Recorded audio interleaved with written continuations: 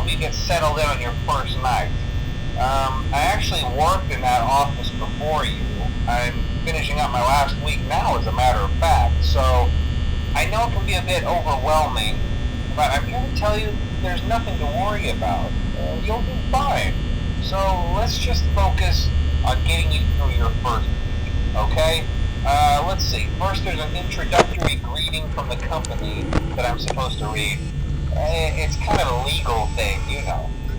Welcome to Freddy Fazbear's Pizza, a magical place for kids and grown-ups alike, where fantasy and fun come to life. Fazbear Entertainment is not responsible for damage to property or person. Upon discovering that damage or death has occurred, a missing person report will be filed within 90 days or as soon as property and premises have been thoroughly cleaned and bleached and the carpets have been replaced. Blah, blah, blah. Now, that might sound bad, I know, but there's really nothing to worry about. The animatronic characters here do get a bit quirky at night, but do I blame them? No. If I were forced to sing those same stupid songs for 20 years and I never got a bath, I'd probably be a bit irritable at night too. So remember, these characters hold a special place in the hearts of children and we need to show them a little respect, right? Okay. So just be aware, the characters do tend to wander a bit. They're left in some kind of free roaming mode at night. Something about their servos locking up, they used to be allowed to walk around during the day too, but then there was the bite of 87. Yeah. It's amazing that the human body can live without the frontal lobe, you know?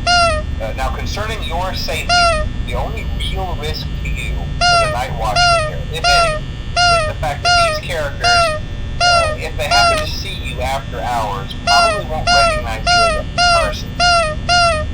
They'll most likely see you as a metal endoskeleton without its costume on. Now, since that's against the rules here at Freddy Fazbear's Pizza, they'll probably try to forcefully stuff you inside a Freddy Fazbear suit. Now, that wouldn't be so bad if the suits themselves weren't filled with cross beams, wires, and animatronic devices, especially around the facial area. So you can imagine how having your head forcefully pressed inside one of those could cause a bit of discomfort and death.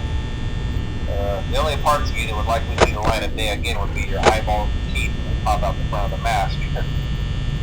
Yeah, they don't tell you these things when you sign up. But hey, first station of the breeze. I'll chat with you tomorrow. Check those cameras and remember to close the doors only if absolutely necessary. Gotta conserve power. Alright, good night.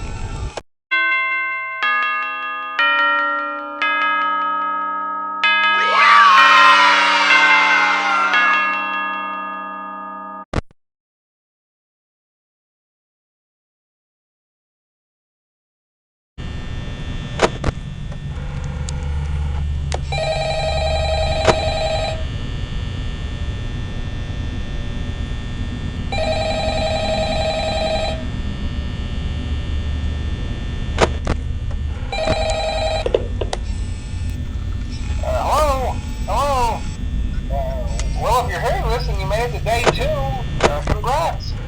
I won't talk quite as long this time since Freddy and his friends tend to become more active as the week progresses. It might be a good idea to peek at those cameras while I talk, just to make sure everyone's in their proper place, you know. Interestingly enough, Freddy himself doesn't come off stage very often. I've heard he becomes a lot more active in the dark, though, so hey, I guess that's one more reason not to run out of power, right? I also want to emphasize the importance of using your door lights. There are blind spots in your camera views, and those blind spots happen to be right outside your doors. So if you can't find something or someone on your camera, you might only have a few seconds to react. Not that you would be in any danger, of course. I'm not implying that. Also, check on the curtain in Pirate Cove from time to time. The character in there seems unique in that he becomes more active if the cameras remain off for long periods of time. I guess he doesn't like being watched. I don't know. Anyway, I'm sure you have everything under control. Talk to you soon.